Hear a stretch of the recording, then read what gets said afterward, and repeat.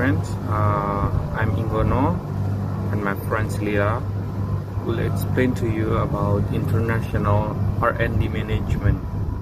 So the first one, what is the benefits of international R&D management? First is to increase and maximize the effectiveness of research and development, and the second one is to maintain a superior position in relation to some kind of competitors. And recently, the primary battlegrounds for global business are transitioning from advanced nations like Japan, Europe, and US to China or India and other emerging countries. Some companies find it is effective to open local R&D facilities to accurately capture consumer and expeditiously introduce new product into the markets. Foreign R&D activities of Japanese companies. The first one is strengthening yen after Plaza Accord of 1985 enable an acceleration of expansion to foreign markets among Japanese companies. Japanese companies manufacture overseas to avoid the exchange rate risk. Many types of activities come under the foreign R&D facility nomenclature.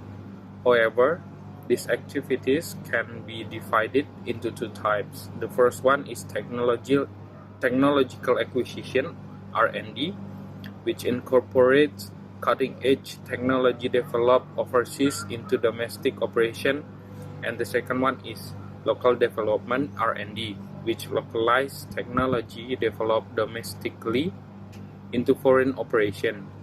The key difference between two types is the direction of the flow of technology, knowledge important to R&D. R&D internationalization theory, the incorporation of latest technology available overseas and development of products adaptable to local needs are possible without establishment of overseas facilities.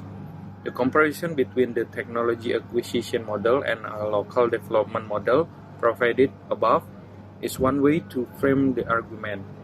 To proceed with the global expansion of R&D facilities, an important question of any business is which are the appropriate countries to expand. By conducting research overseas, companies can efficiently incorporate local technology, having a continual contact with a local universities, research organization, and the science community as a whole allows as advancement in technology acquisition. Research has shown that the companies with foreign research organization designed for technology acquisition use technology from foreign scientific communities more effectively alongside their own research development. The objective of local development or home-based exploiting operation is to bring in local products and technologies that are already competitive in their home countries and localize them to meet the needs of the local consumers. There are four types of international R&D projects. The first one is Center for Global, which developing new products and processes in the home country for global markets. The second one is Local for local, developing product and process for the local markets independently in each foreign R&D center. The third one is Locally for global, or developing products for global markets in foreign R&D center. Globally linked, developing products with multiple R&D centers in various markets networked together. Activities of foreign R&D centers. The first one is technology driven, acquisition of local cutting-edge technologies and monitoring of technology trends. Market driven, incorporation of local consumer needs and product localization. Policy driven, responding to local regulation, participation in local standardization movement in incentive for R&D. Production driven, technology support for local production facilities. Cost driven, utilization of local low-cost labor. Innovation driven, acquisition of ideas for new product from local markets and strengthening of global product development structure through optimal division labor. Next step, by selecting a destination country, we have to answer the question which country to expand into.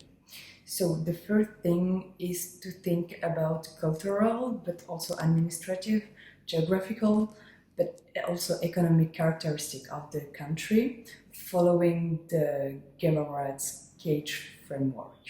So you also have like pastel or SWOT, which also can combine in the same idea.